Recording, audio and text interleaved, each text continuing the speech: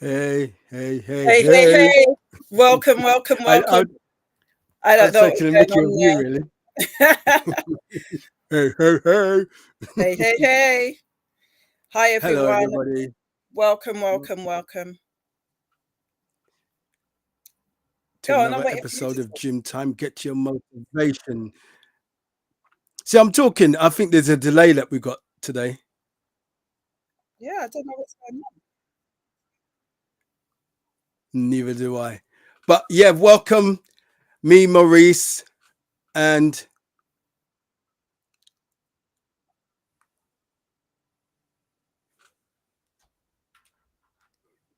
can't you hear me, Deb?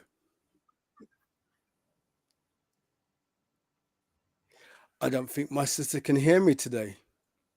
Welcome out there, joining us. Um, Another episode of Gym Time and about toxic love part 2. It's going to Yeah, I be an can hear you, interest. but I'm pausing for a bit because I can hear you're talking and then it's.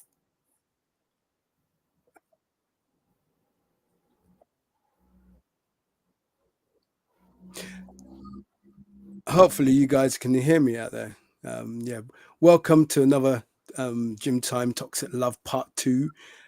If you haven't watched the first one, do go and watch that and then come back here. um, if you want to watch this live, yes, now, then go ahead. But if you do want to watch the first one and then watch this one afterwards, then you can do that. And those that are watching part 2 on the rerun, hi to you, and I hope you enjoy our show. You dealt with all that, Debbie?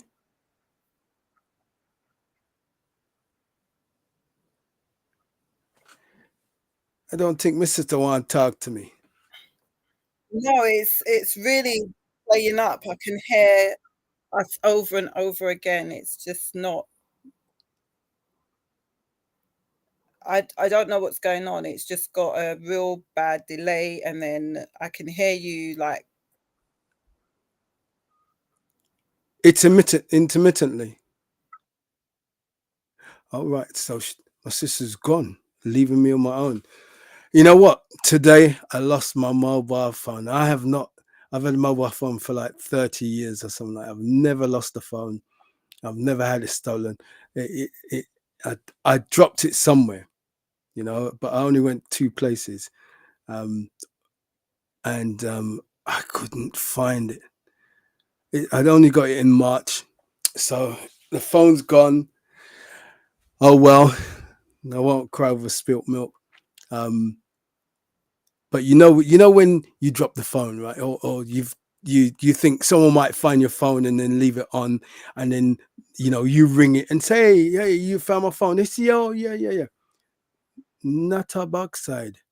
What happened is they switched the phone off, so you know that they're trying to steal the phone. But good job that I had insurance. If you don't insure your stuff, you'll never get it back, or you have to spend more money. And I'm not selling insurance, but if I was, I'd make a lot of money. I'll tell you that now, because it's worth it. It's worth it. Um, Making a claim and get my phone back. And I don't mean you do it with your provider alone. You can also do it with like your content insurance and stuff like that. If you look at what their terms and condition is, then you'll find that you might get that cover as well. I'm waffling because I want Debbie to get back on, and then we can carry on with toxic love. But if she doesn't, then I'll start anyway. So we was looking at what toxicity. I, am I going to say it this week? Last week I got it out. Toxicity. We're looking at toxic relationships and the signs of um, uh, someone being toxic. Um, okay, my sister's saying this on repeat. Um, don't know what that's about. You guys in the chat, is it coming through okay? Please give us a message. Give me a message, because if it's not, then what we might do is end the live and come back on again. Um, I need your feedback, people in the chat, please. I can see 2 of you there, so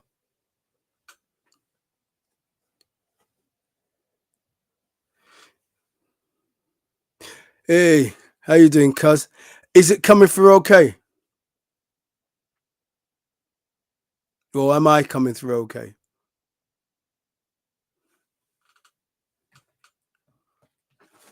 I might have to just go on live myself and see.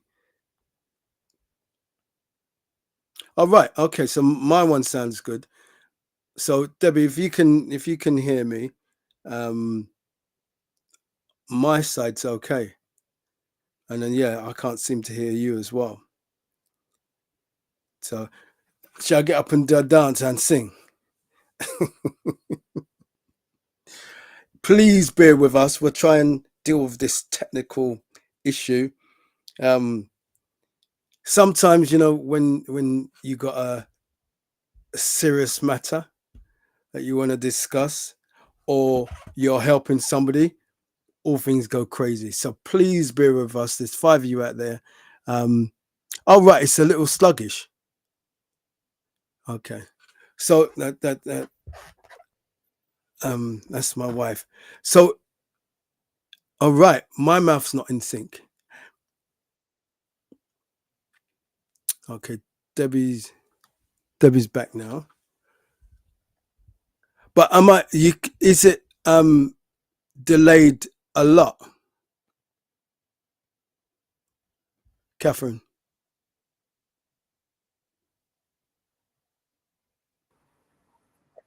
Okay, let's see if this is working now. Can you hear me? I can hear you. All right, okay. You might want to. Hello, Maurice. How you doing? You changed your one. Yeah, I was just talking. I was waffling on Debbie. And don't tell me you can't hear me again. Oh wow. Yeah, it's still got a delay on it, and it's on repeat. You know when you left, what did you do to leave?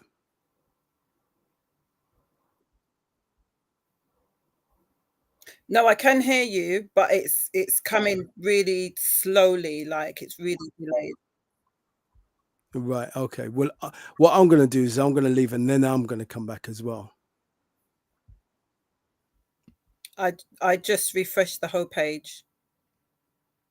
Hi everyone, me Debbie, and it is a lot of challenges today.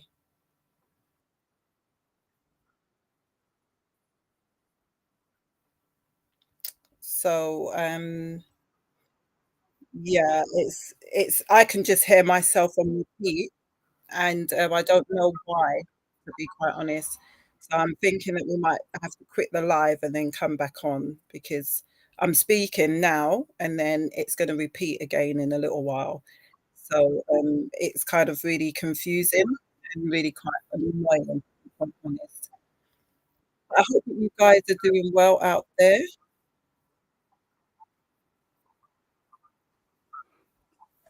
How's that?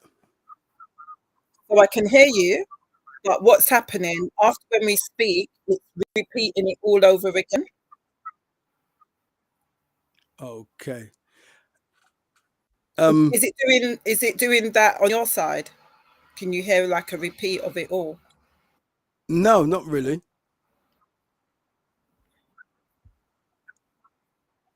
I just done a diagnostic and it said that there was nothing wrong with my internet. So Okay. I don't know what that's all about. Well, we'll just have to do it like how it is. Yeah, but it's really confusing for me because after when I speak, I can hear myself and then I can hear you afterwards. Oh wow. Yeah, so like what you just said a little while ago about your diagnostic, I can hear that coming up now. And in a little while, I'm gonna hear like so it's repeating itself. I um I wonder if it's. Have you got Instagram Sorry, open? guys, just bear with us for a moment. Have you got Instagram open? Yeah, but it's got nothing to do with Instagram now. 1 minute. Let me see if I can mute that.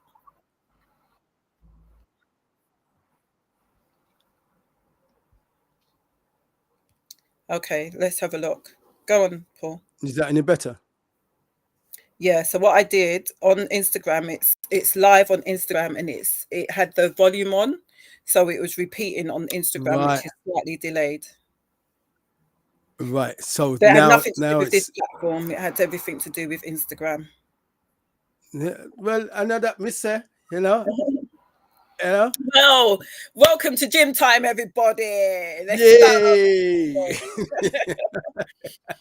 So yeah, welcome to Gym Time. Here we are once again with myself, Debbie, and my bigger brother, Maurice. Reese, yes.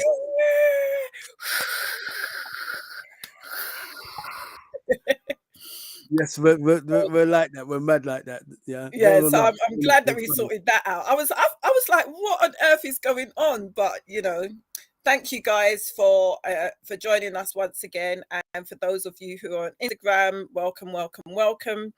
I'm going to come over in a chat in a little while on Instagram. Welcome to those on Facebook, and yeah, I think that those are all the streaming platforms that we're on. Yeah. And live on YouTube. So so I heard you talking about the subject, which is we're doing part 2 of toxic love, because last week was simply not enough. We was talking about more about the toxicity in relationships, but we didn't talk about how you can kind of overcome that and become bigger and better, as it were, like work yourself through that. And if you're that person with that toxicity who's bringing that to the relationship, how you can change your mindset, be different, like literally, like I'm trying to think of the words right now, but how one can better themselves and not be in a toxic relationship. So yeah, we didn't do our disclaimer, but we'll do that very quickly. Just listen to us and all will be well. That's it, full stop. No, you go ahead and do your disclaimer, Paul. And it seems like if you've frozen. It's frozen. Oh, It says no. the connection was lost. Do you know what? It's funny that we went through a period where none of this happened. And it's not like I've got good internet. Remember where I was living before? Don't lie. Yeah. And Don't it was lie. just it was mad. It You was got the cheap mad. package. You got the cheap package. No, That's what you got. 50 megabytes. No. That's whatever. what you do. No, you see the one you got there? Mm-hmm. I got it there. No, Exactly. I don't know why, but don't you find that your phone plays up now and then? Now more than ever before. More than ever The before. signal cuts This out. 5G You can't get through to someone. Or it's just mad. And I've noticed that over the last few months that it's just picked up to be worse than ever before. And this is a clear sign that something's going on with the internet. But let me go with my disclaimer. We're here to motivate, empower you, encourage you, and get you to expand your mind, get you to try all, a new thing. If what you're doing isn't working, we're here to try to give you pointers and encourage you to overcome those obstacles in your relationship, in your marriage, in your family and friends. The advice that or the pointers that we give you, if they don't work when you apply it, don't cut the neck. Try to fine tune it to you. This is just, you can springboard off of what we're saying and apply it. So that's my disclaimer very quickly. Yeah. Over to you, Debbie. My disclaimer is exactly the same. Just do not cut our necks. I think that one of the things that we really want you guys to understand is that Gym Time it's get your motivation.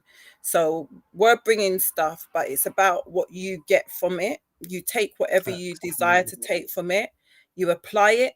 If it doesn't work, it's just like with anything. If it doesn't work, then you just try something different. Do you get what I mean? But tweak it, but don't just remain the same. If you've got challenges in your relationships, don't just stay the same. Don't stay stagnant. Just try something different, see if it works. If it doesn't, just keep on trying.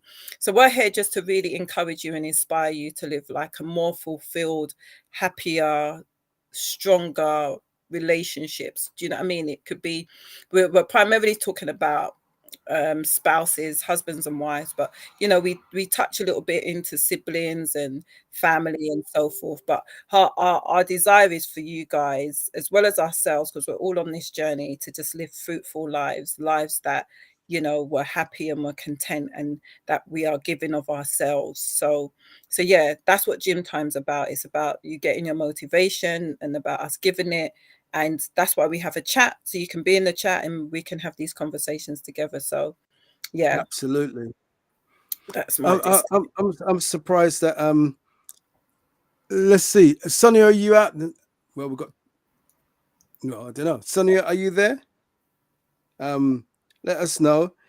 And for you guys that are watching and you want to get into the chat, you got something to say, you can send a message on Instagram, but the direct is Maurice and Debbie at Gym Time, and you'll find that on YouTube. So your messages come up directly in front of us, as opposed to Debbie looking at your messages if you message on Instagram.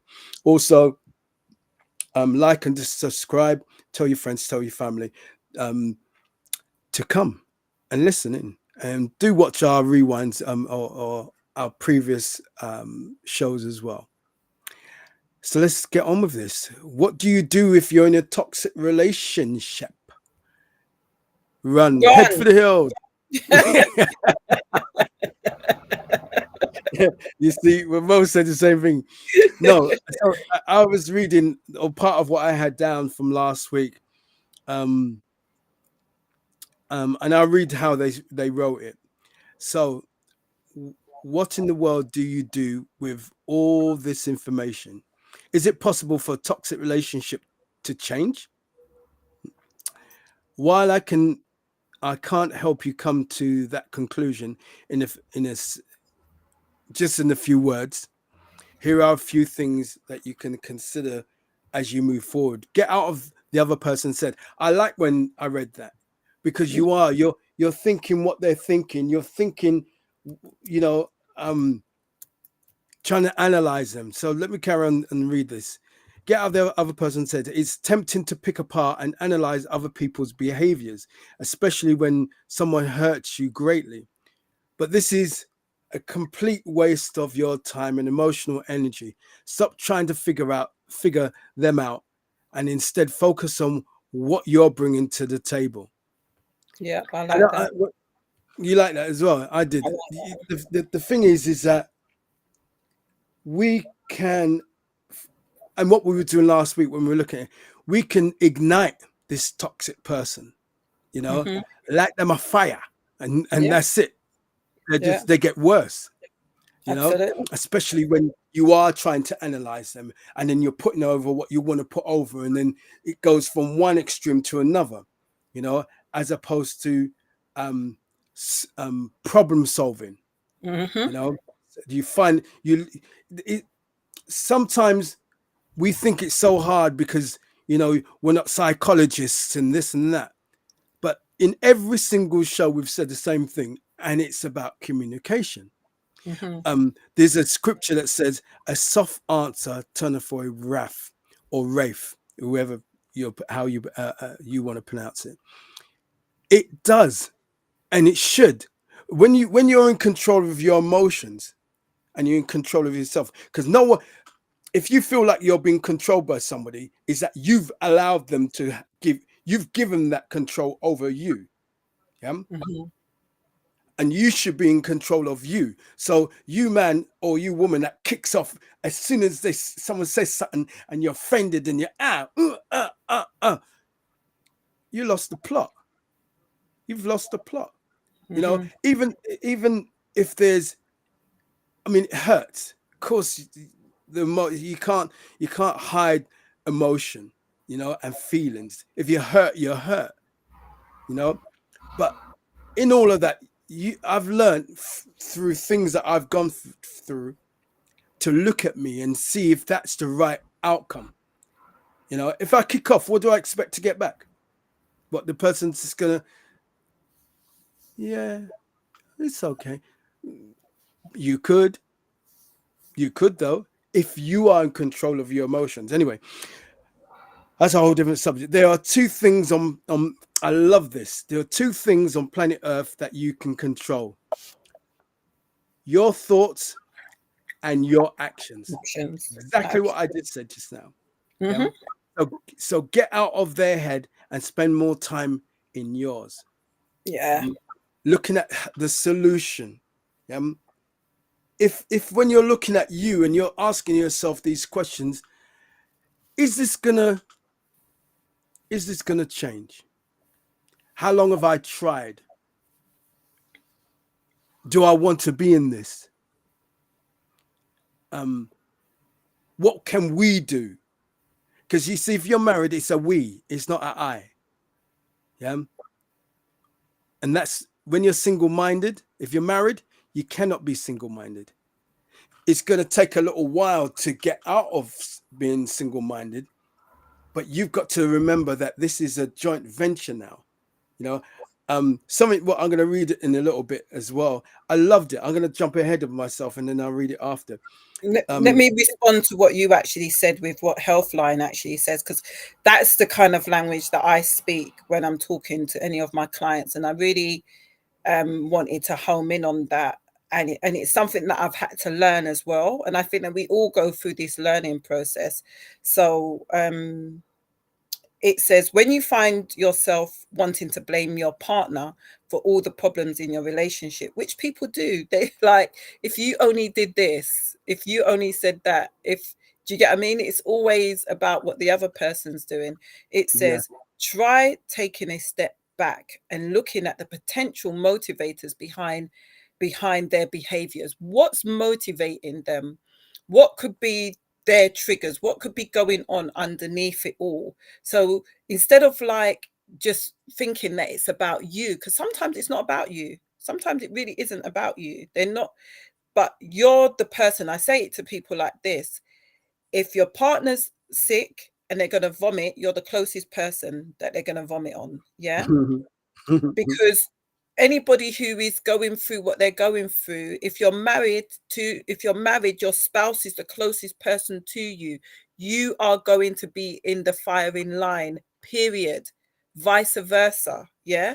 So don't forget that. Sometimes it's not personal though. It says, have they recently gone through a hard time at work?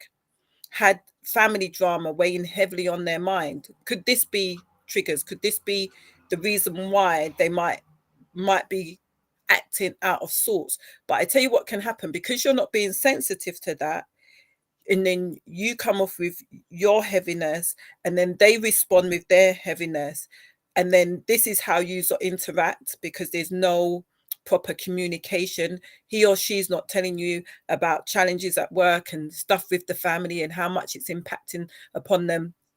Conversations are not happening. You seem insensitive. They're annoyed that you seem insensitive. They fire back. You fire back because they're having an attitude with you. This is where the toxicity comes in. It says these challenges, what I said, could be work related, could be family dramas. These challenges don't excuse bad behavior, but they can help you to better understand where it comes from. Yeah. So just because somebody else is acting toxic, don't mean that you must act toxic. Then it says, consider your own contributions, which I just spoke about. Do you tend to withdraw when upset instead of sharing your concerns? Do you criticize your partner if they don't do, like it says, chores the way you prefer, but if they don't respond or say or do whatever you would want them to? These habits can also play a part, and it's important to look at. It is really important to see where you impact upon the relationship. It's not just one-sided. It really isn't. So those are areas where, like we spoke last week about toxicity and what it actually looks like in a relationship. It's not just about arguing, it's about stonewalling, which is like blanking the person. It's about talking about them. You can be talking about them with your friends and family. You know, that's quite toxic. It's we spoke about various different things. We're not going to go into that. We're looking at solutions now. We're looking at how you might be impacting on the relationship, how you can be more sensitive. If you're the person that is demonstrating a toxic behavior, how you can really change that. So yeah, over to you, Paul. But I thought that I would add that to it because you spoke. Mhm. It's funny because the next bit is what you basically said. It said recognize that behavior is a language, and Mm-hmm. again I like the language. Excuse the pun there. You know, recognize that behavior is a language. I found something that you said. I was, and I think I might still have residues of it. Excuse me, Catherine will have to tell me. I just say, why couldn't you say it this way, as opposed to Mm-hmm. that way? You know, almost wanting her, coaching her to say it how I wanted to hear it. Right. And on one side, there isn't anything wrong with that, but on another side, it is. So on one side, it's understanding the type of person I am in order to find a language that I then understand. But on the other side, it's for me to understand this is the language right now. And we're Mm-hmm. still, you know, we're learning about one another and we're growing. So the language will change in time. And so it, instead of trying to enforce that change, yeah, let the person speak how they speak. You Mm. know, and I don't mean like you're cussing everything as a swear word and everything else. Like some people will say that's all right with me, but it ain't all right for my ears. Yeah. Yeah, Yeah. I will not that I can't get past it. I will not get past that because we're Yeah. communicating, you know. And someone said, well, that's how I communicate, ain't it? Well, do you talk to your children like that? And do you talk to your mum like that? If your mum is Mm-hmm. still here, or your dad like that, or all your friends? Do you speak to your work colleagues like that? Do you speak to your boss like that? Yeah. Mm-hmm. And if you answer yes to all of that, fair dues. But even, excuse me, even if you answer, well, no, for one, that means you have the ability to do it for the person that you say you love. Mm-hmm. You know, so anyway, recognize that behavior is language. Behavior is a language. If you're in a relationship with someone who repeatedly hurts or diminishes you, they're saying all you need to know, even if they aren't using words. And they said on this article, it says, read that again. Yeah. Mm. Recognize that behavior is a language. Behavior is a language if you're in a relationship with someone, including friends, family, etc. If you are in a relationship with someone who repeatedly hurts or diminishes you, they're saying all you need to know, even if they aren't using those actual words. Their behavior, yeah, Speaks volumes. speaks volumes. You know, Mm. they said, ask yourself, and even ask the partner, because if they're honest, which they should be, they'll answer yes or no. Mm-hmm. Are we in a toxic season? Yeah. And I like what they were saying because they're going to go on and they're going to talk about personally about their self. And they said, like I shared earlier, my wife and I have been through toxic seasons in our marriage. Sometimes life is just incredibly hard, and one or both of you aren't handling it well. If you're going through a big transition, having children, um, or experiencing loss or illness, you might need to hang in there and extend some extra grace. Remember that the earlier you get your feet, remember that the earlier you get your feelings, hurt, and concerns out in the open, the sooner things can heal. See, this Mhm. is talking about resolution. Mhm. Yeah? It's not saying soon as it's happening and nothing that, like, their behavior is speaking all this volume, I must get out. Mhm. But to you, you'll know what to do. Yeah, because what I feel and what you feel are two different things. I'm not orchestrating that if you're in a marriage and it's toxic every single day, get out. There is resolutions. There'll always be a way of healing. Absolutely. The most I think for me, I think the most important thing is being transparent and honest. Sometimes we get into this rut. Well, we know that he's going to kick off or she's going to say this, and we get into this fear mongering stage in our heads that we're fearful to speak what we want to say, how we feel. But Mhm. you're allowed to speak.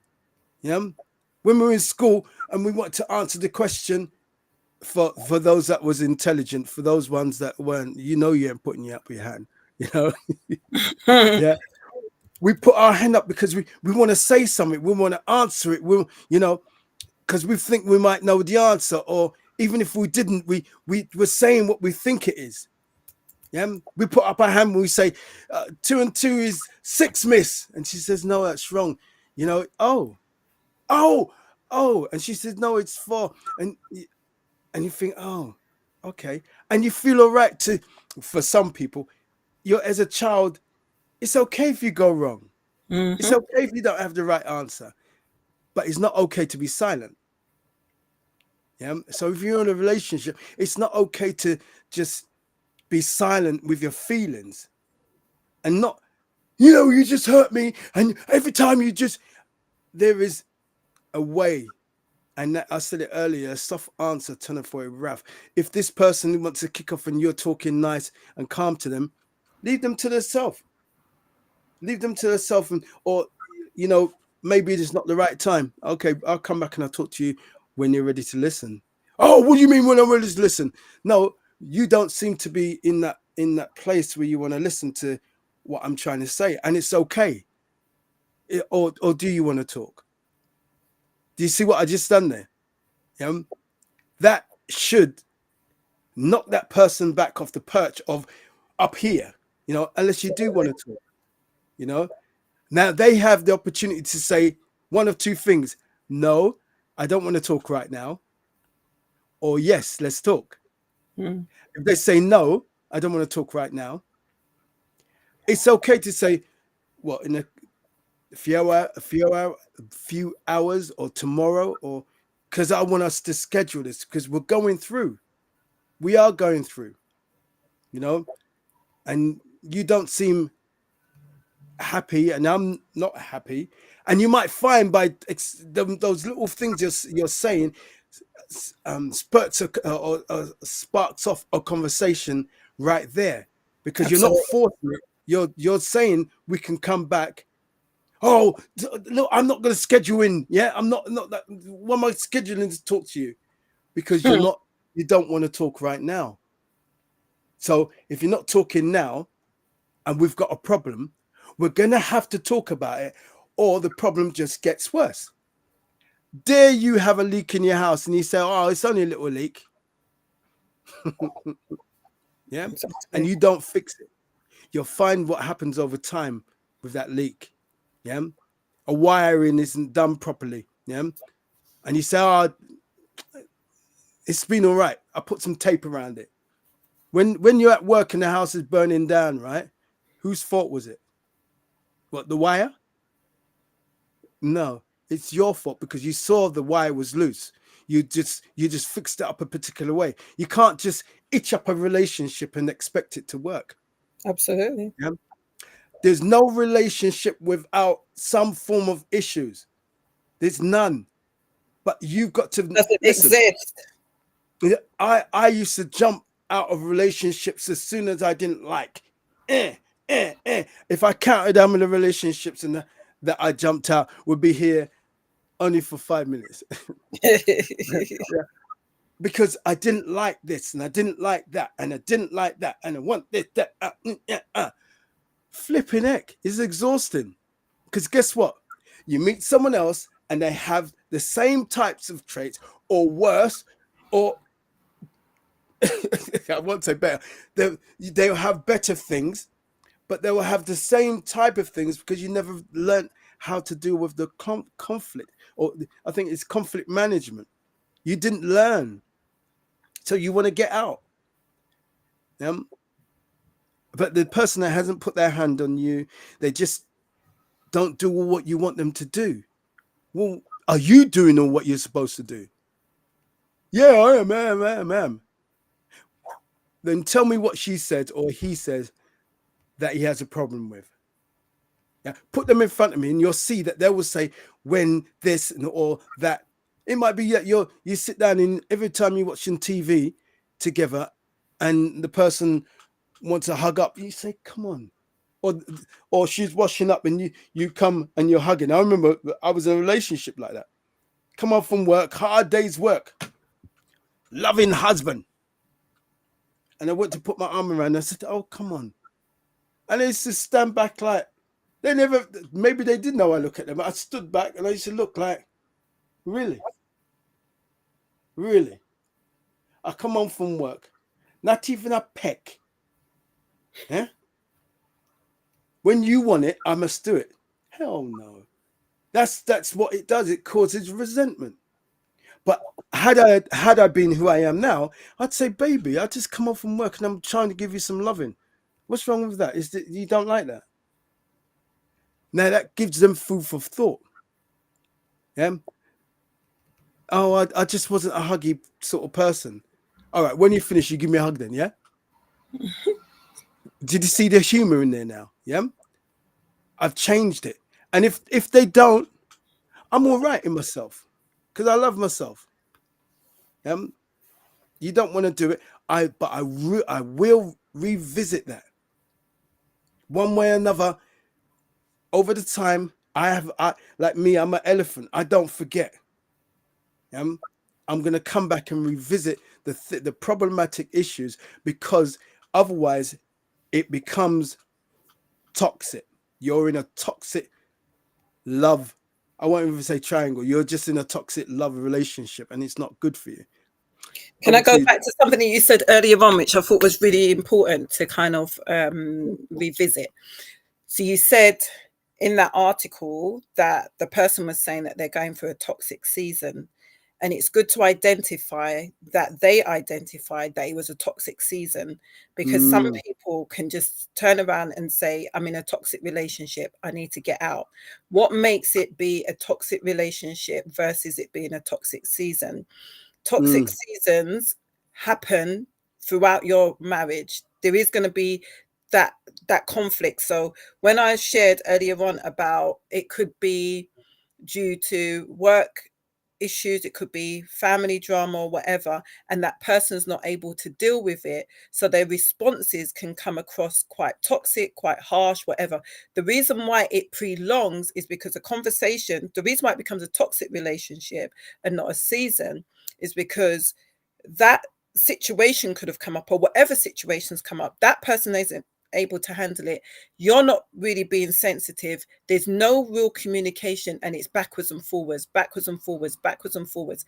And then this is something else that happens. It's where you might dwell on the past. So things that has happened already, come and gone, and you go back to that, and it causes more conflict, more arguments, and you're not moving forward, because both of you are stacking up things that each other has done, and instead of dealing with it and coming to some resolution, both of you are harboring things which causes resentment, causes bitterness, unforgiveness, and now you're in a full-blown toxic relationship. Toxic relationships exist because there hasn't been any communication, there hasn't been no resolution. And so because there's no resolution, both people get angry, get annoyed and frustrated with each other and constantly go at each other. So remember, you are going to have conflicts in your relationship. There are going to be periods of times where the relationship may seem like if it's toxic, but it doesn't mean that you've got a toxic relationship. You can tell when it's a toxic relationship because it's just constantly ongoing. It's very hard for you to get any respite. It's hard for you to really love on each other really well. You go through periods where you're not sleeping in the same room, where there's a lack of sex. It just becomes worse and worse. Do you get what I'm saying? So I really wanted to highlight that, and I wanted to highlight what this Healthline article says. It says, don't dwell on the past. It says part of repairing the relationship will likely involve addressing past events.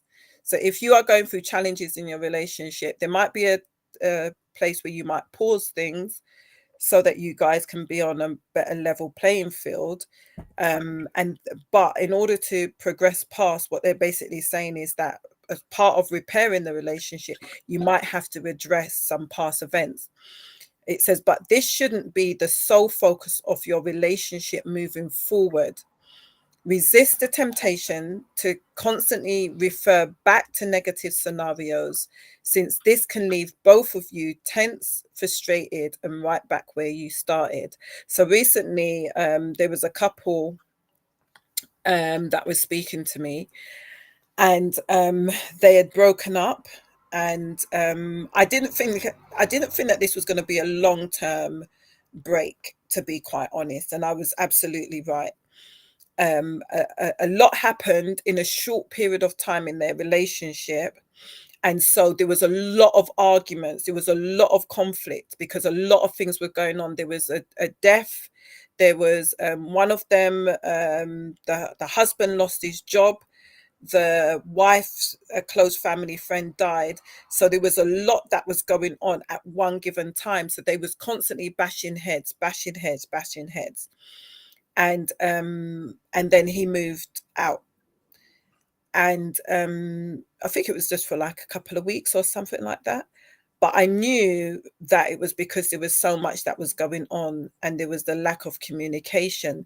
Now, prior to that, them breaking up, I said to them, when coming back together, I spoke to the woman actually. When coming back together, what you need to do is not address all of the things that came up that caused the conflict at that time. So let things simmer down. Don't just start saying, yeah, but you said this and you did this and blah, blah, blah, because you're going to go right back to where you was at. Think about the things that are really fundamental for you guys to address, not some of the, I was going to say, yeah, you left your socks over there, but for some people that's a real, I don't know, I find it really strange, but for some people it's a real deal breaker. It's like, no, if you drop your boxers and your shorts there, I can't work with that. In my mind, that's crazy, but it is true for some people.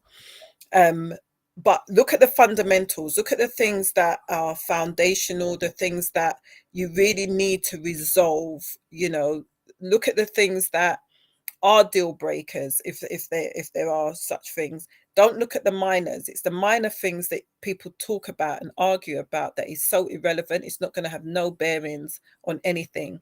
But look at the fundamental things that needs to happen, needs to change and set. When I say boundaries, I mean it from a perspective of set a plan of action, do things in a way that is going to work for both of you.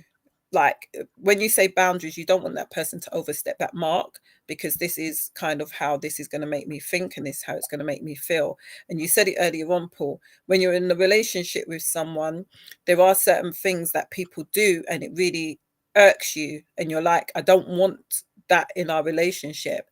And what is crazy about somebody who is saying, yeah, but that's what I've always done.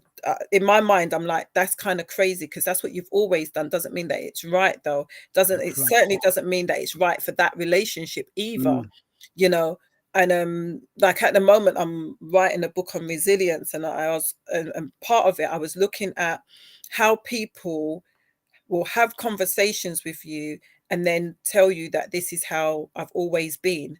But if you was brought up in trauma, if you was brought up with some kind of molestation, if you was brought up in a warped way, if there was something that happened in your childhood and you've always been like that throughout your whole entire life, does not mean that it's right, because it could be attached to some kind of trauma.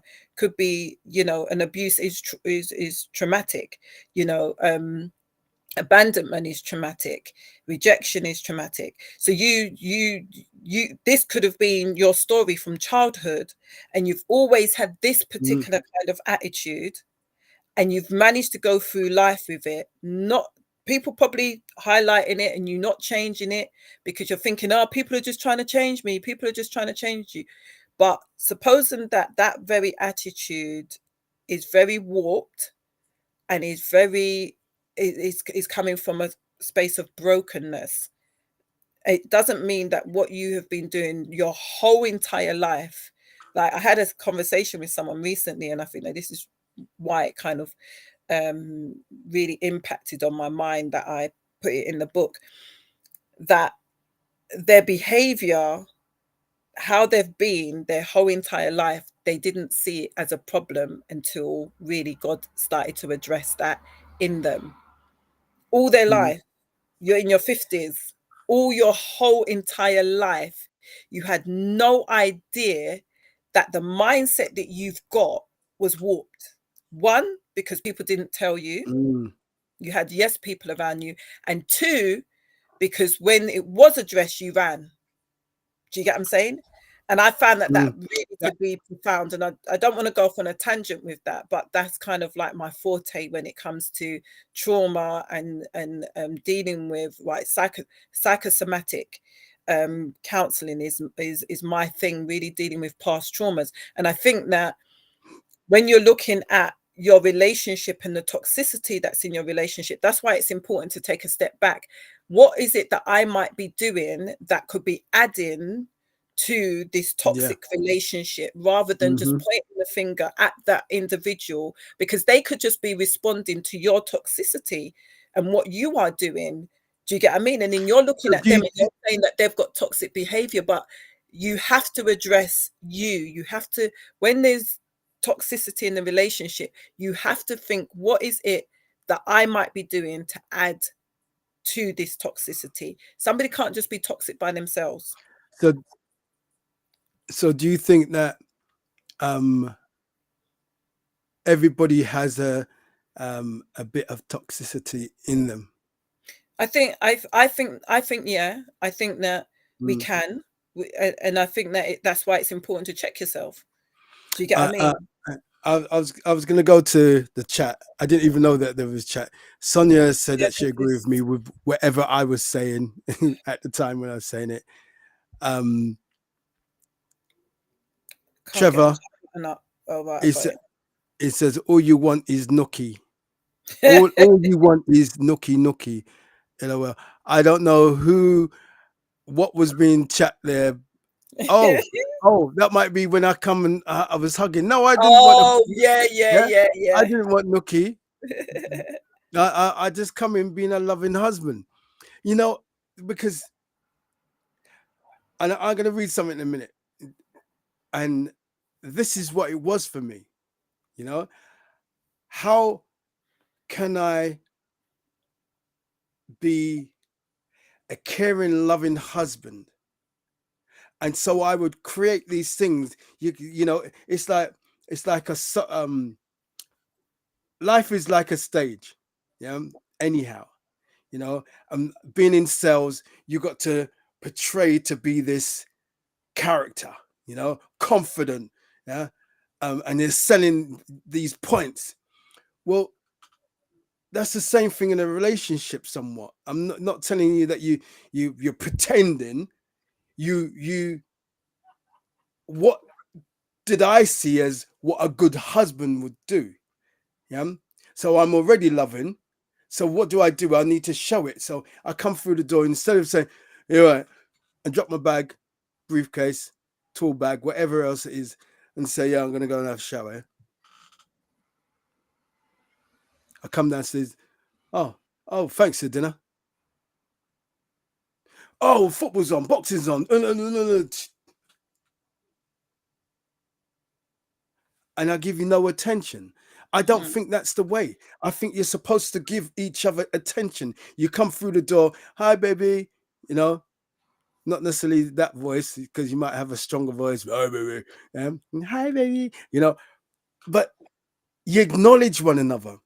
These little nuggets. Yeah. I like, for instance, we say brownie points, you know. Yeah. How can I score some brownie points? Well, how can you, you know, if you don't show any attention? Both ways. Brownie points ain't just for, to me, we use this language, isn't just for the woman, it's for the man as well. You know? So I just quickly read you read the rest of them, and I want to read this bit on here. Trevor's that backwards. Yeah. So Trevor says that backwards and forwards can shake the foundation loose. Absolutely, can shake the foundation loose of your relationship. And he says we must remember the commitment to each other. And it goes without saying, Trevor, Definitely. I think that society is given people get out clauses nowadays, and it's so easy just to not be fully committed, even though they say their marital vows. You know, people are just not committed in the way that they should be. Some people just don't want to deal with just the foundations, no matter what. Absolutely. I think that when it comes to the foundation, it kind of rocks the core of people. And if they're not emotionally stable, they're not able to deal with it. And finally, you said, and play it in your mind first sometimes. Your I'm mind. not Exactly. That's what you do. You know? That's why in that when it's relation. toxic, What was that in relation to? in relation of what you'd like to do. So you think, okay, I'll go home and I hug my Right, wife, right. hug Yeah. my husband, I rub their feet, you know, if they like feet rub. Yeah. Or you know what, if she hasn't cooked, I'm gonna cook.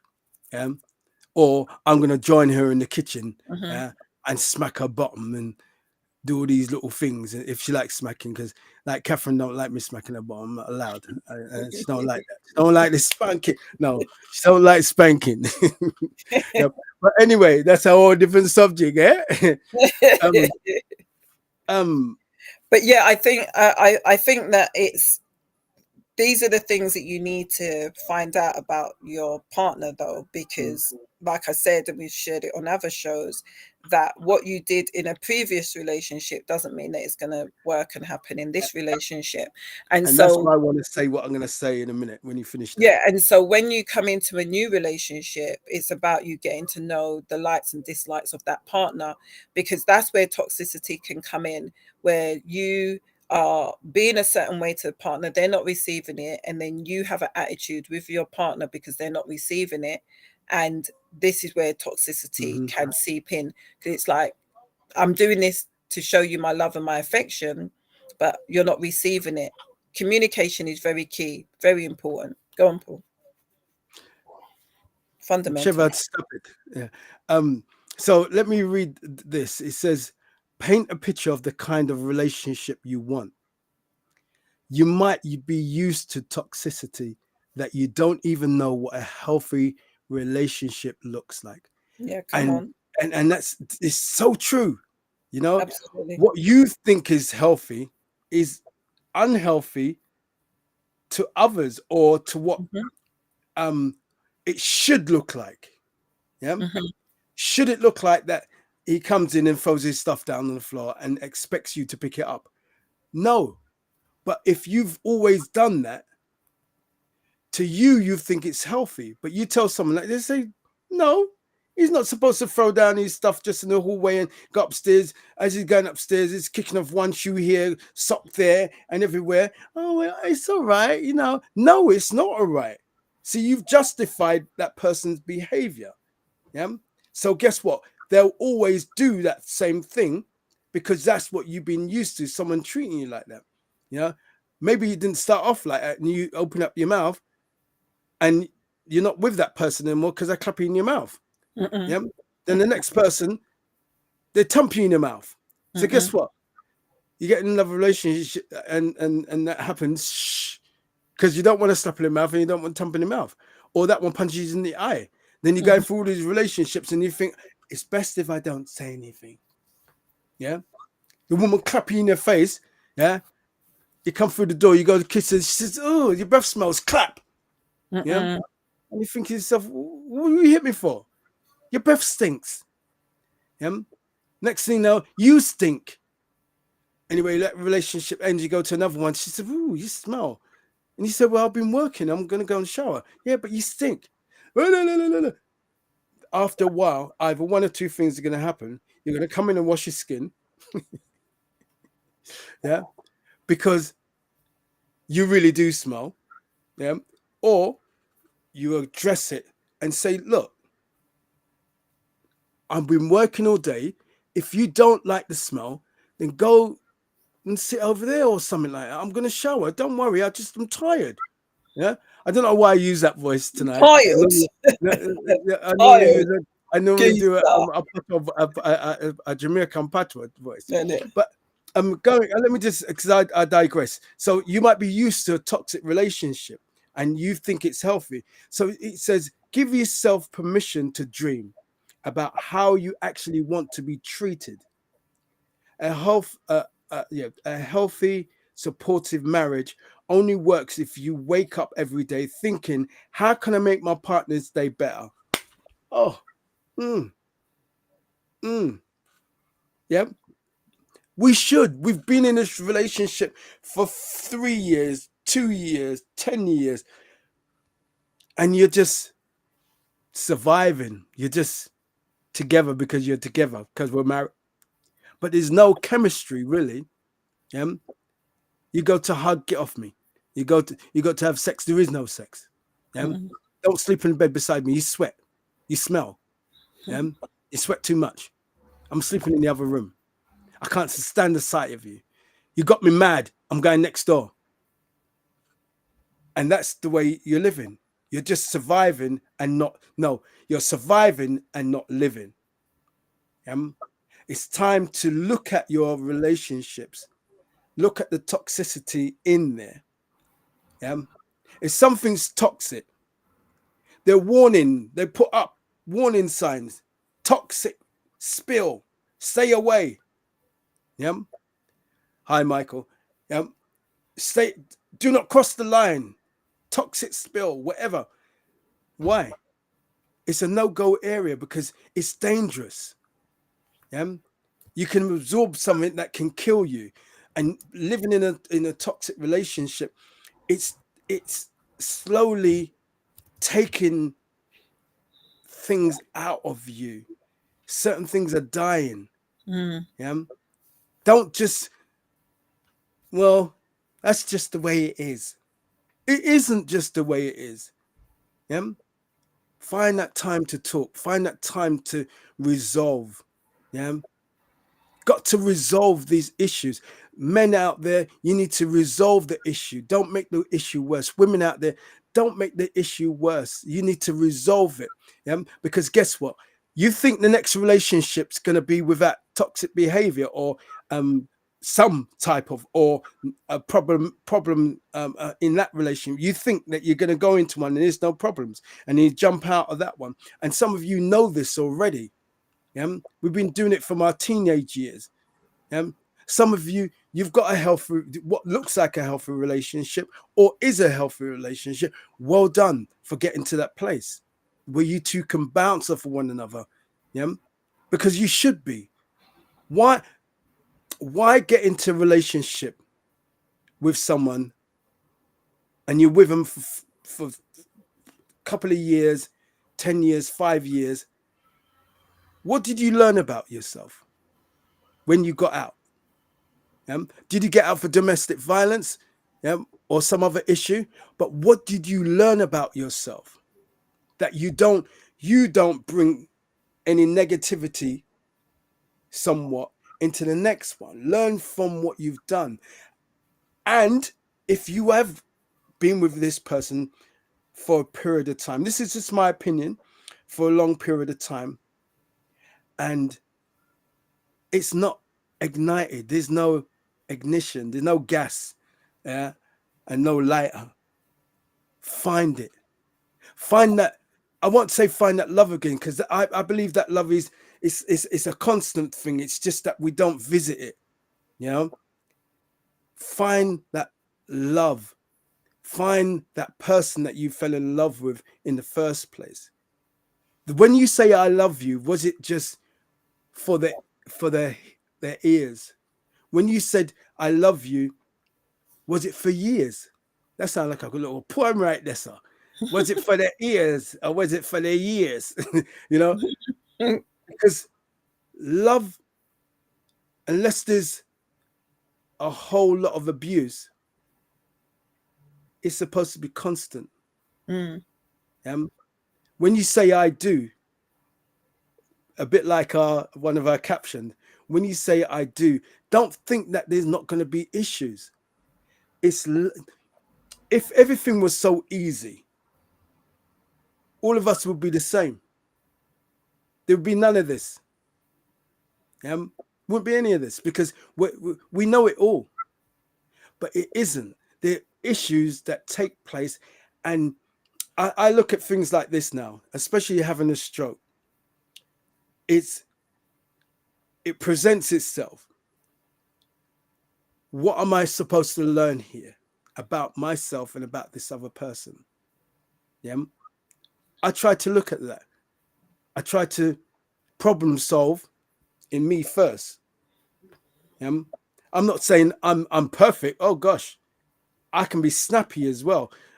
Go back to the show about menopause. Men, do they have cycles? Yeah. And then, yeah, I can be ratty. Yeah, I can snap. I saw something in Catherine the other day, and I don't know if she identified something about me at that point, and she don't know that I'm going to say this, but I'm going to say it so she knows. I snapped. I was snappy. Yeah, I think it might have even been today or yesterday. I was snappy. And I picked up. For me, I picked up. I said, "You said it like this," and she said, "I didn't know." Now I wasn't going to harp on about it that you did, you said it like this. But she said, when she expressed herself and she said it, the gentleness of the way that she put that point across. The same problem what I was having is snap, because I was snappy. When she put it back to me, it was so fluffy and nice. That I never had an issue again. Because the way she translated that information to me, it hit right where it needed to. And she, even if she did do it, the way she translated it afterwards, it didn't matter anymore. I identified that I was snappy anyway. I was on my cycle. Not really. But let me just finish reading this bit here. Yeah. A healthy, supportive marriage only works if you wake up every day thinking, how can I make my partner's day better? And if they think the same way about you, it's not a 50-50 split of effort and love and intention. It's given 100% each way. Yeah. You imagine, people say 50-50, but if you're inputting that 100% of yourself and they're inputting or pushing that 100% of their self, you got 200%. Yeah. That's a good equation right there. 200%, not just 50-50, because you're only giving half of yourself. Yeah. But learn. I don't know why this is echoing in my head. Learn from your past mistakes and relationships and the things that you have done and the toxicity that you stayed in, that you're looking for. Sometimes people think that people don't care because they're not coming. We're going to read your comments in a minute, Michael, because they're not coming at you in the same way as somebody else did. So because they're not coming in that way, they don't care. But maybe they're just not that type of person. And the toxic behavior you're looking for is not in that person. Yeah. So you have to change your mind from wanting all this bickering and headache and noise and say, wow, this person ain't like that. And I need to deal with them on that merit, that they're not like my past relationships. I'm guilty. It's charged because I did it. Years. Always a drama. Always a drama. Yeah. EastEnders had nothing on my life. Always a drama. Until I said in my 40s, notice how long, enough is enough. My marriage doesn't don't have it doesn't it's not just smooth sailing. It has its faults, it has its issues, but because we both have the same type of mindset of, you know what, longevity, longevity, and that we're going to resolve, and we are prayerful, we pray, man. Sometimes that's what you need. I'm telling you. Well, you always need it. To be able to say, Lord, thank you that you kept my mouth from saying what I wanted to say. Yeah. Thank you, Lord, that I didn't react the way I want to do. But so 100% each way. Everybody wins. Everybody wins when you think about putting each other's needs in front of your own. Yeah. Selfless. You're worth having.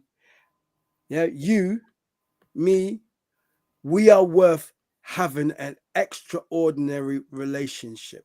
We deserve it. Yeah. Life gives you bull kick and donkey kick. Yeah. And we deserve, we have to pay the bills, and the children are nagging in your ears, and love on your significant other.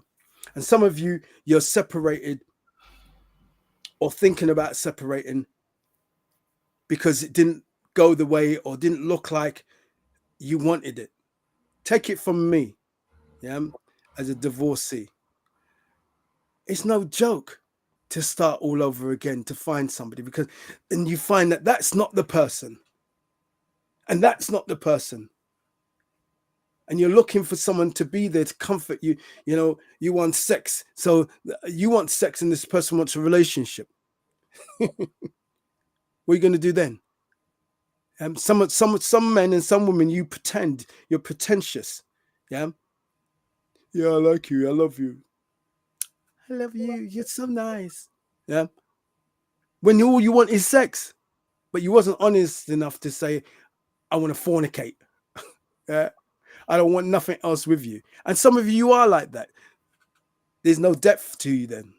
There's no substance to you if that's all you want. Well, there's women out there, there's men out there. No. There's no substance to you, because if that's all it is, because relationships are more than sex. Yeah, but that just fills a void. They have a void, and they're just using that as a vice, really. But it goes back to that toxic relationship that you might have been in with that particular person. So this is your true life, but it's not. Anyway, I'm going to finish this one. You're worth having extraordinary relationships, even if you don't know that what that looks like right now. Talk to a trusted friend or counselor.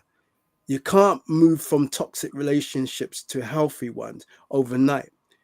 It takes time and practice. Open up with a trusted, kind, and wise friend who can help you get some perspective. You might even need to see a professional therapist. I tell other people how to do relationships for a living, and I still regularly see a professional themselves. Yes, it's uncomfortable and expensive and hard work. Do it anyway. You can't afford not to. Learn new relational tools. relational skills, just like anything else in life, can be learned. You might need to learn skills like assertiveness, boundaries, you said that earlier on, self-forgiveness, confrontation, or vulnerability. One of the best ways to do this is to meet with a mental health professional. But there are tons of books and podcasts and other free resources. And as with any new tools, the key to getting better at using them is practice. Yeah. One thing I say to you, if you're not very touchy-feely with your significant other, sometimes just hug. I would challenge you to look at each other in the face, stand there, look at each other like this. Yeah. And then give him or her a hug. It is a powerful, powerful tool. Yeah. And I feel very emotional about this, actually. Sometimes that's all me and my wife will do. Before I came on here for the podcast, what do you think I've done? She's washing up the rest of the stuff. I said, I'm going to go and do the show now. She said, have a good show. We hugged and kissed. We're in the same house. What do I want to do that for? What, because I'm wet and I'm just, oh, you're just, nah, man, you're not manly. I'm manly, trust me. Yeah. I'm manly every single time that I do that. Guess why? Because I love my wife. Yeah. I'm showing her that she means something to me, even though I'm coming away and I'm going to do this show. Yeah. Whatever she processes in her mind, she'll process in her mind. I'm not in her head. It's what I want to do. I want her to know, I love you, baby. You look good. Our conversation today, what she said to me when she put these particular trousers on, it was funny. I won't tell you. It was just funny. But for her to be able to come to me and say certain things, you know, then I know that she's cool with me. She will show all of her, if not all, most of her vulnerable side. That's what you want. You think I want nagging my ears? You're mad. Yeah. I don't want to come home. I remember those times. I don't want to come home. I take the long, not with my wife now. Not this one. No, no, I'm joking, baby. Yeah. Not with Catherine.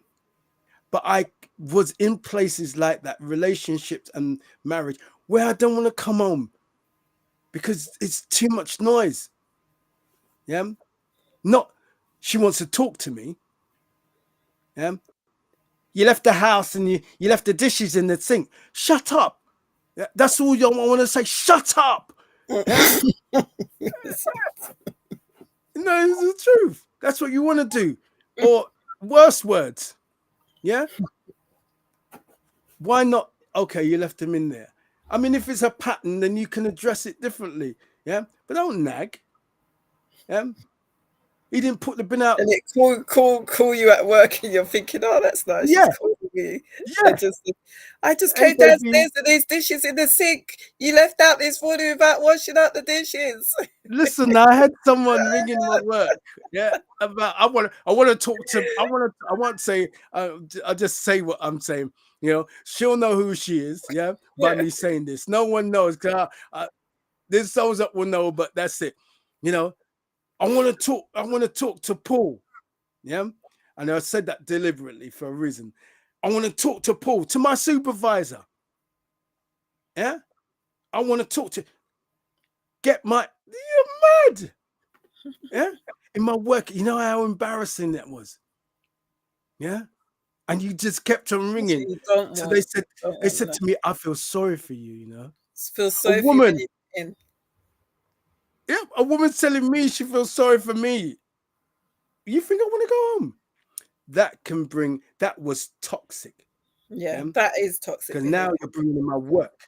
You're coming in my safe place and bringing all your toxicity to the people around me and embarrass me. I'm going to tell you about a toxic situation that someone was telling me about in a minute, but I want to read Michael's. Yeah. So he said, this is so interesting. It's just the way I am is the absence of God and therefore cult thinking. I think that was in relation to what I was saying earlier on. He says also, if you live with me, you should accept me who I am. It's an excuse for abuse. And when you were speaking earlier on about, you know, you being a bit sharp or whatever you said, you know, miserable. He said, thanks for your honesty, Paul. And he also said, this is the way I am. I think he was repeating what he said. He said, if you love me, you should accept me for who I am. It's nonsense thinking. I'm gonna speak on that in a minute. Trevor said, I always say that it's the way you deliver what you need to say. It will go far. Absolutely. I'm in total agreement with you. Sonia said amen to something. And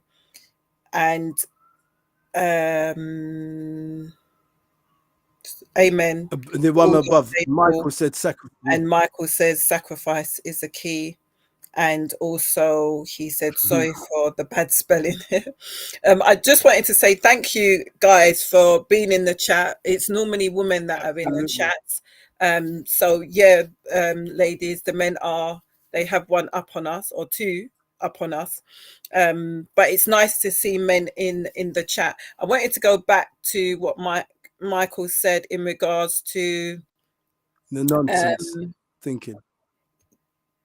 Was it this one? Yeah. If you love me, you should accept me for who I am. It's nonsense thinking. I agree to some degree, but I think that we are all changing, we're all evolving. And I also believe that when you enter into a marriage, you are that way, but I don't think you stay that way. I think that, you know, I've said it before, I think that when you meet somebody, you meet their representative. And then when you get married now and you're living with that person, you really truly see who they are. And there are habits that people have that is not good. I'm like I said, I'm one of those women that find it difficult to have a problem with like somebody leaving like their clothes just on a chair or whatever. Those kind of things don't really bother me. Like you mentioned it earlier on about picking up after your partner and so forth. That's the way how I've been, and I've never had a real problem with it.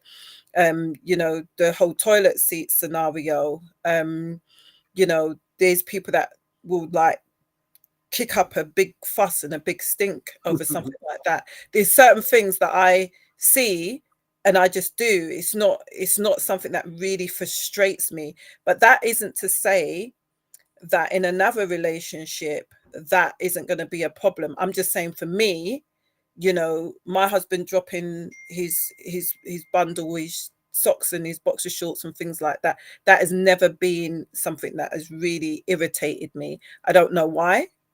I really don't. You know, I don't see it as you got all the sons, you know, you got all boys as well. And I think this is just my thinking.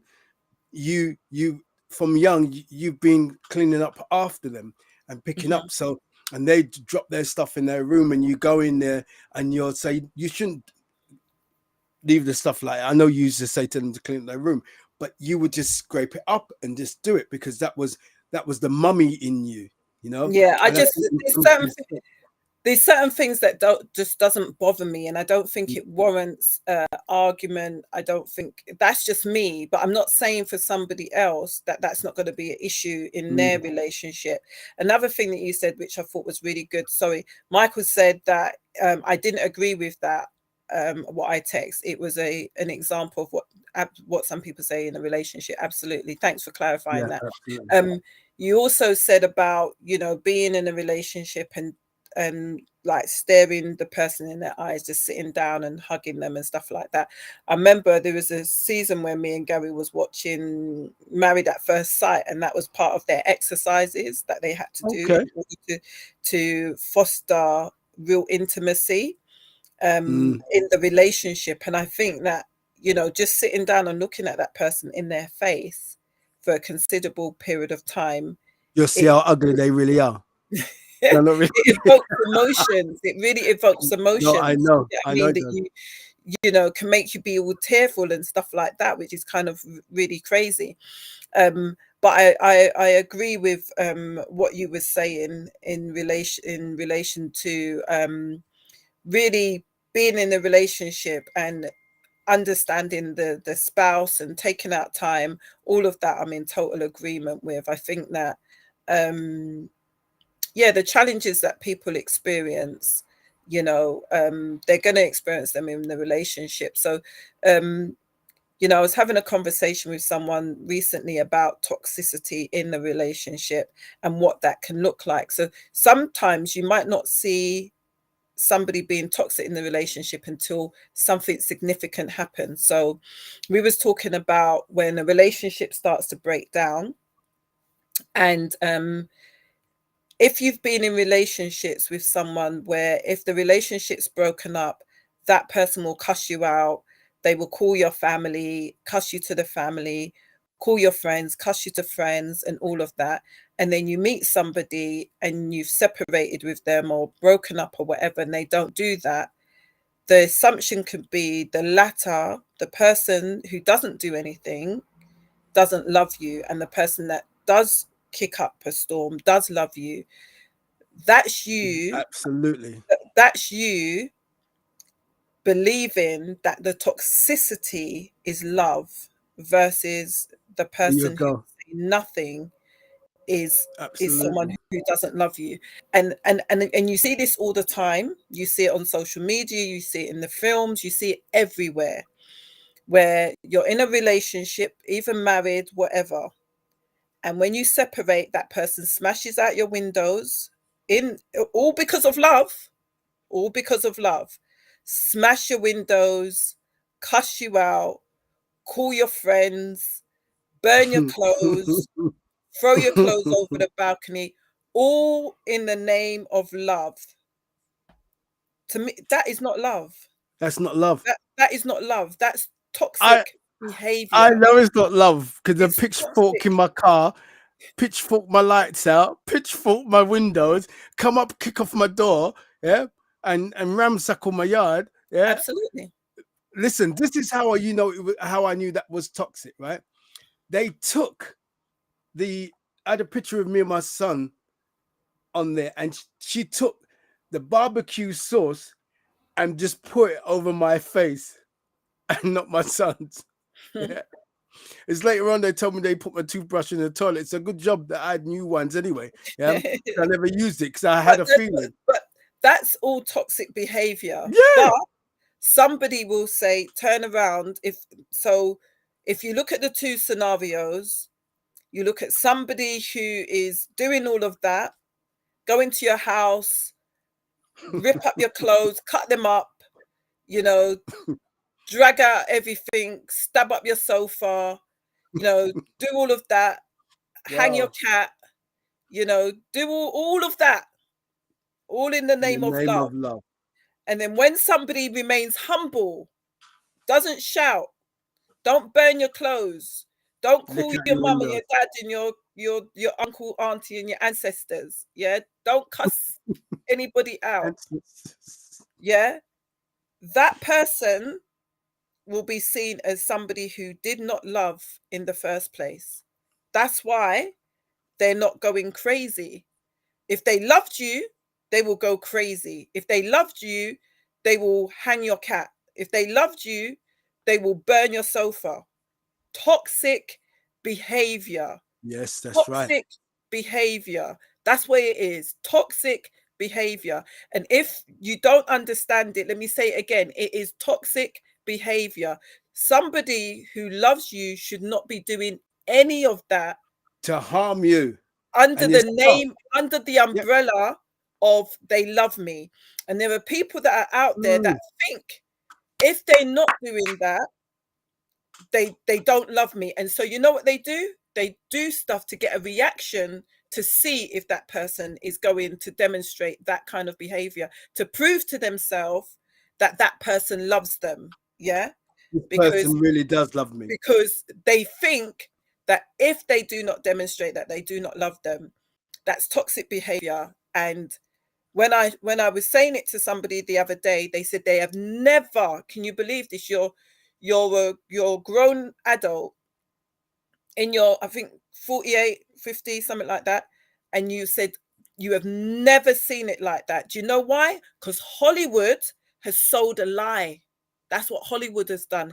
You watch all of these films and you see if they're not willing to run you down the road and throw a brick after your car. Do you get what I mean? Or shoot out your windows or do something mad in order to show you that they love you. And then What go on. No, what they say is it's a jealous rage because of love. Yeah, Because but then they that's love why you end because up they killing love you. somebody. Yeah, because of love. But loving, listen, if you love somebody, That is not love. we went through it scripturally, and that love is kind. Love is not kind. self-seeking. No, Yeah? love is So patient. you Love see, is even kind. just that one alone, love is kind. Them are wicked sitting there, do. Yeah, that's wicked. I'm It's serious. true. It's Well, you wicked. call Yeah, up but everyone it's in love. your phone.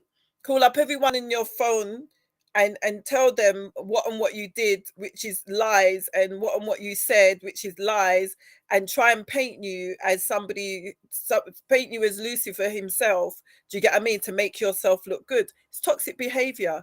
Calling your mum, calling your Toxic. sister, calling your brother, calling your friends, calling your ancestors from the grave, calling everybody to let them know that you are horrible. That is not.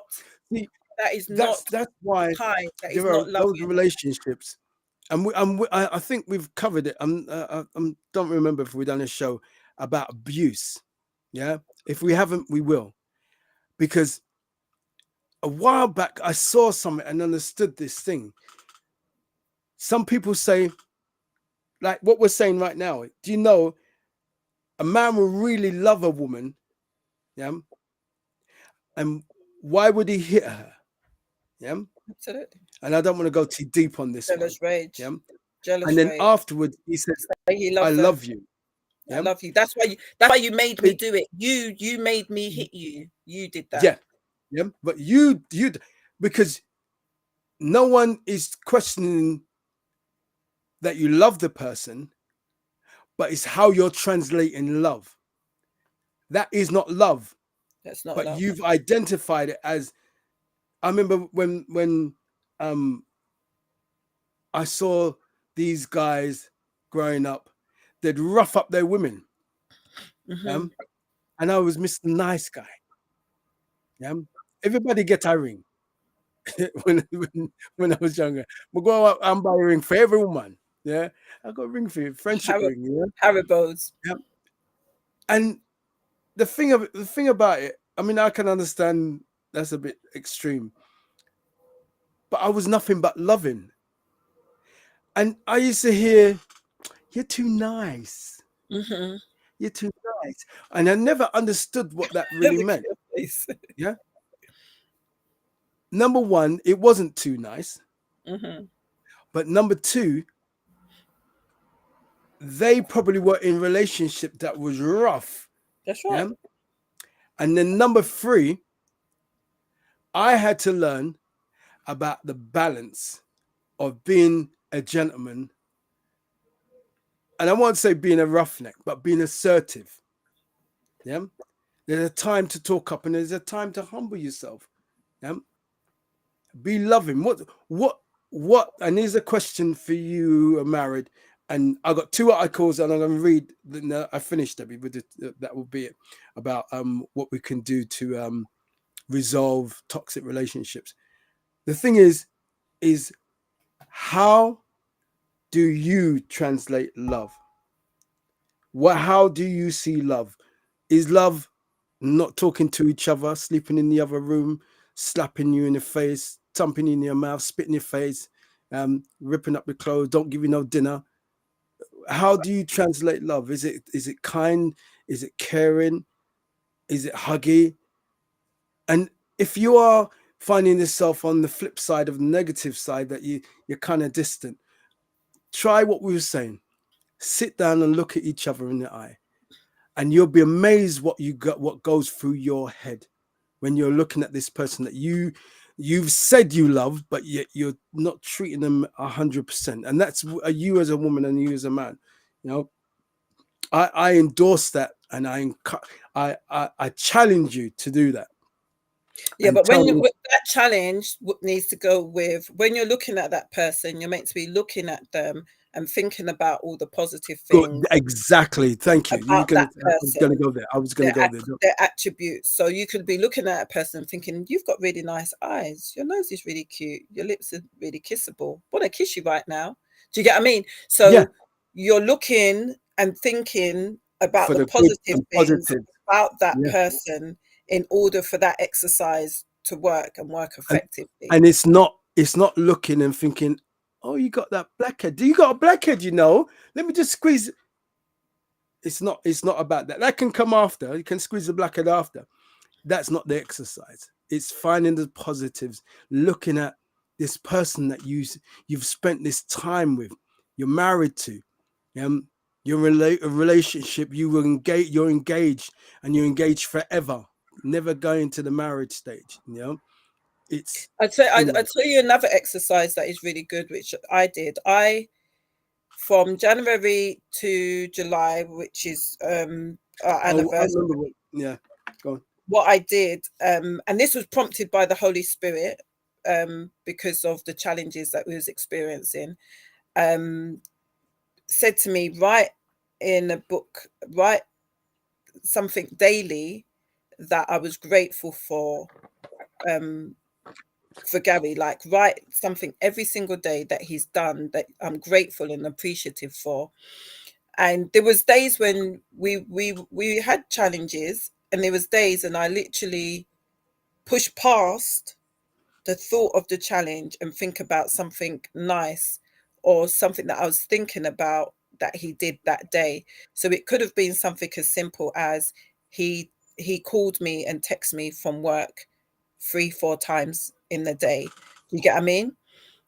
Which it wasn't unusual, but on days where I was feeling challenged, it was things as simple as that I was showing gratitude for. And I remember giving it to him for our anniversary, and he was kind of shocked that I did that for like 7 months, like every single day for 7 months. And he was just like totally blown away. And you know what it did? It gave me a sense of gratitude and appreciation for who he is. And it made me think on days when I was annoyed that I could still find something to be grateful for. Do you get what I Mhm. mean? Can I ask you a Irregardless, there's question? always something to be grateful for, irregardless of what you're experiencing, irregardless of how you're feeling. There's always something to be Mm. grateful for. So that's another thing. Can I ask you a question? Mm. Um, if you can answer. Well, some of you don't know. Gary had a serious motorbike accident before I had a stroke. And it was really bad. That's Debbie's husband. How did you feel about Gary? You was talking about having conflicts, of interest, going through different things, and whether you was going through something or not. How did that get you to view your husband? Did the love become more deeper because, or did it just ignite what was already there? So I wasn't, when I don't know if you any of you watch Kevin Hart, but he says, I wasn't ready. I wasn't ready for that question because my eyes started to well up when you spoke about the accident there for a minute. Yeah, Mm-hmm. I think I think something like that makes you, for me personally, I don't know about anybody else, but when you know that you could have lost somebody, it it it it grew deeper. Do you get what I mean? It made everything that happened in the past, challenges, issues, whatever, it made Insignificant. it made those really insignificant. They was just like that was not at the forefront of my mind at all. And it's those kind of reality checks, it's things like that that happens in life that makes you say, none of that is worth it, if you know that you shouldn't have had answered that question, shouldn't have asked that question. Yeah. See, it's very much like me with having a stroke. Catherine and I were going through. We were going, oh man, you know them big swinging balls that knock down buildings. There was some big balls swinging on our marriage, you know, and then I had the stroke, and it was like I wanted to keep my eye on the building being knocked down. Because it was a reality. I had a stroke, and I'm looking at not the stroke, I'm looking at the building mashing up, and I wanted to push the ball even more and lick down that piece down there as well. And Debbie was speaking about the Holy Spirit. As believers, you know, we know that God speaks and we can hear. Some people will find it a bit different, but we hear. And it, like you said, all of those things meant nothing in the grand scheme of things, because I could have been gone. And then what? I'm in the grave still rolling around thinking, you just hear bones flashing around in there because I'm that piece. Yeah. Them bones. I'm knocking to get out. I need to come out. I need to deal with this.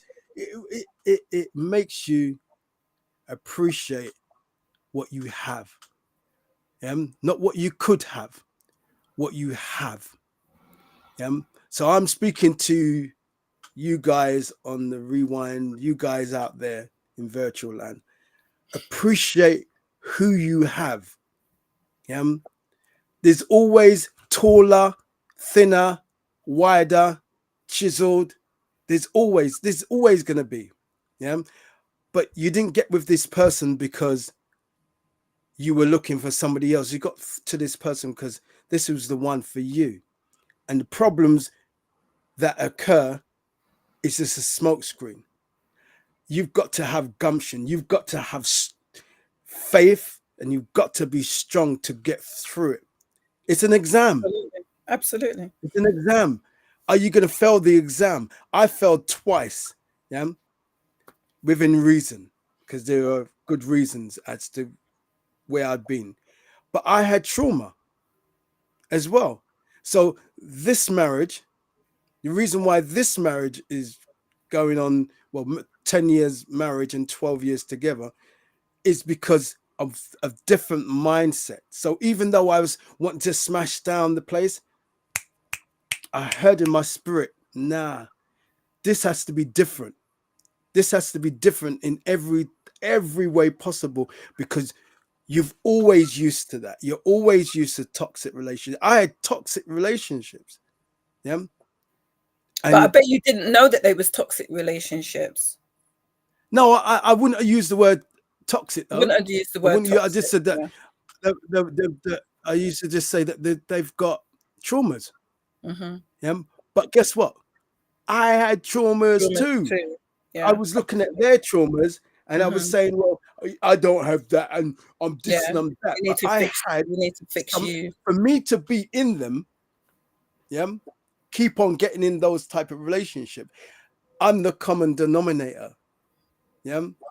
So there's something in me as well that's attracted and was attracted to all that drama.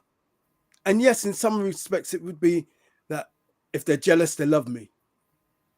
If they're acted up, not off key, going over that barrier, because there was only a limit. If you go to here, I would equate it as love. You go to here, you're mad. And I just get out of my life, But I just want to read this, and I'm finished with this. Let me read Michael's comments there, because he was commenting while he was talking. He said, I was with someone once that told me she was seeing someone else. I realized how jealous I was. I don't believe that was love. She wasn't seeing anyone, I later found out. And then he says, he's saying keeps no records of wrong, which is love. Love keeps no records of wrong. And then again, he said, love is being comfortable answering the questions of your partner that may be uncomfortable answering without it being abusive. Absolutely. Yes. Absolutely. He said yes to something. And Sonia was saying, so sorry to hear that, Debbie. Take your time. Take your time. And Michael said, Paul, you are doing No, excellent. Oh, Sonia, sorry. Sonia. Paul, you are doing excellent. Well done. And I guess that's probably to do with your health, as well as, you know, the changes that obviously God has been good to me. Absolutely. And I still get emotional about having a stroke.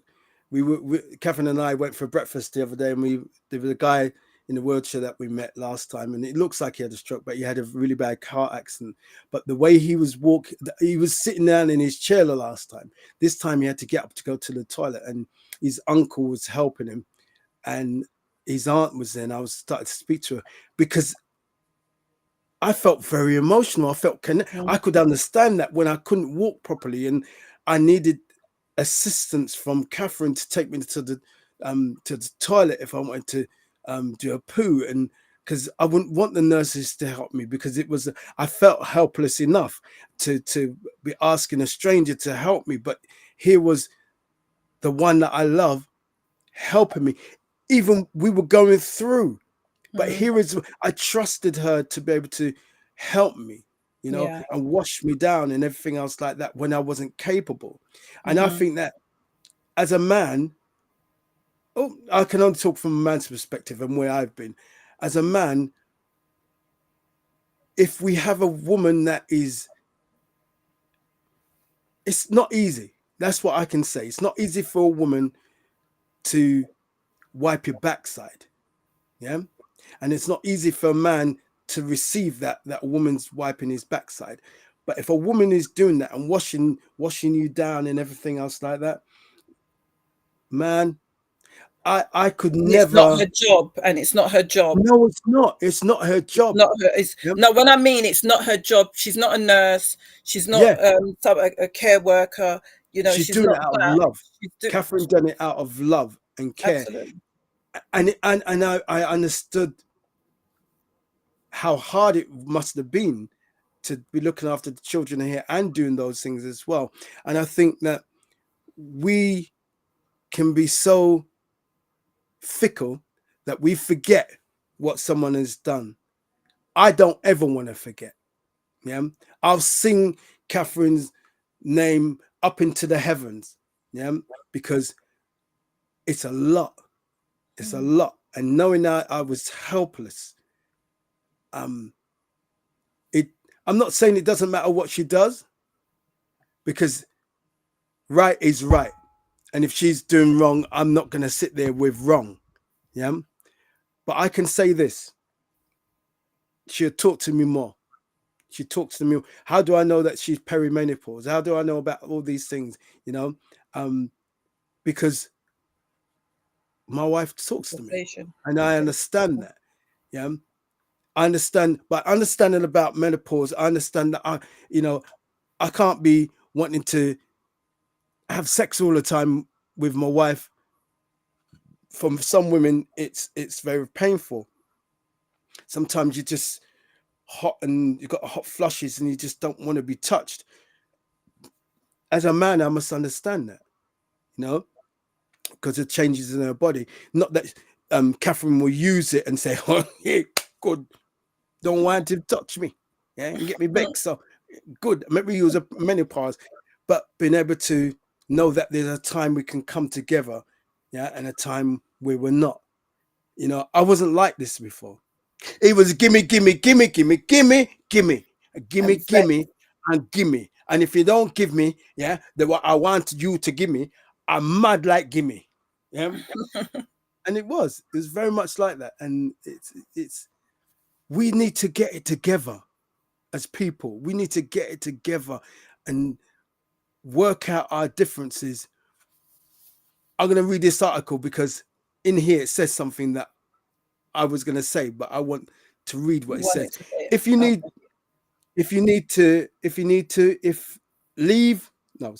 leave if you need to. If your relationship is toxic through and through, it might be time to end it, especially if you're dating them. Okay, dating them. I emphasize dating them. Getting married or having another baby won't solve your problems. In fact, it will probably make them worse if you're just hanging around waiting, hoping they'll change someday. It's time to kill the fantasy and move on. But if you're married, don't be tempted to pull the plug on the relationship just because things get hard. Exhaust all your options before making the decision as a final as divorce. See a counselor, talk to a pastor, and do the homework. I love that. Do the homework. If you haven't put no homework in, then and you're jumping out, you're gonna jump into the same type of situation. You might not even get married again, but you're gonna have a toxic relationship. I assure you, because you've not learned what you were supposed to learn in that relationship. Healthy, fulfilling relationships are worth the effort and awkwardness and the hard conversations it takes to create them. I think Michael just said something about the awkwardness as well. Take the next step to co-create healthy relationships. Good folks, relationships are messy, yeah, but you need them for a healthy whole life. And I'll just say quickly as a scenario that not a scenario, analogy that I use. I use this analogy about a plug. It has a negative and a positive in it. You plug it in, switch the switch, it works. Take out the negative or the positive, and just leave one and see if it works. It will never work. There's nothing that you Never, can do to get it never work. work. You having the negative and the positive brings the balance. So this person, I remember, or if you don't know, I haven't read all of these. I kind of glanced over. So specific things I haven't grabbed. You know, um, so when I'm saying what I'm saying, it just reaffirms for me as well here.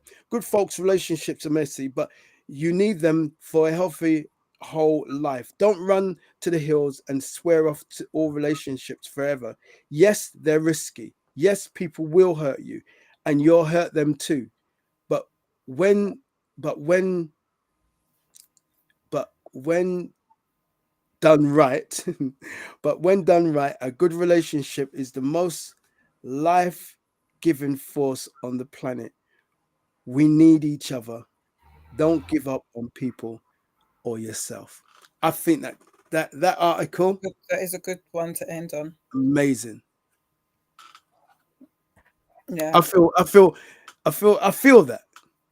I ain't absolutely. gonna lie, I feel that, you know, because we go through. We go through and it's hard. It might be with your family or friends. Sometimes you're the one who needs to take the step. That was the lesson. The lesson was not them, the lesson was you. Yeah, Mm-hmm. you always do this is the way you do it. And life as we see it, as God is allowing this situation to change you, get you to see you and see the mess in you. Yeah, we're like babies sometimes. We mess ourselves and pretend there's nothing there. Mm-hmm. Yeah, but we all have mess. But the wonderful thing is when both of you know that you have mess, you can help clean one another up.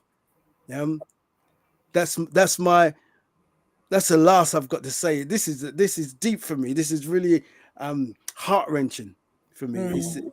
you know, we need to work it. Yeah, My final absolutely. words. Thanks, Paul, for that. That article really read well, and there was a lot that was in there.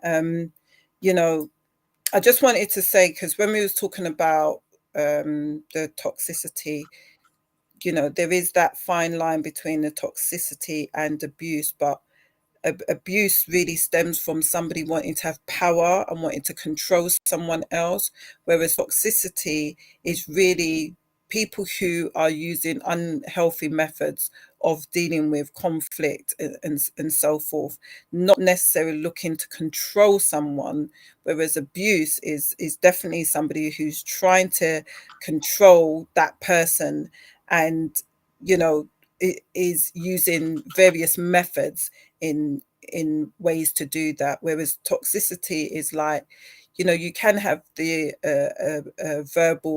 be verbally abusive, and it can seem like if it's abuse, but it's not coming from the point of trying to control. Do you get what I mean? And that's why I said it's kind of like a fine line, and you'd have to really look at, you know, what abuse and what toxicity looks like. But abuse is really looking to really control that person. So yeah, I hope that, you know, this has helped you, the part 2. I do feel like it's a really big topic, and there's so many different things that we could discuss about, you know, how to get support. If there's anything that has really stood out to you guys and you really wanted to talk about it further, you can always reach out to myself or reach out to Paul, Maurice, and get support.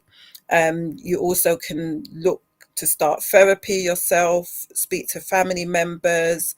You know, I think it's important that all of us as individuals take accountability and to be introspective, look at where we might be adding toxicity to the relationship, look at areas where we might need to heal from past traumas and so forth. But, you know, all in all, I hope that this has really helped you and benefited you to some degree. If it has, please, please, please share this with others. You should have the link. Let other people know what we're doing, the conversations that we're having. You're welcome to check out some of our other podcasts that we've actually got here on this platform.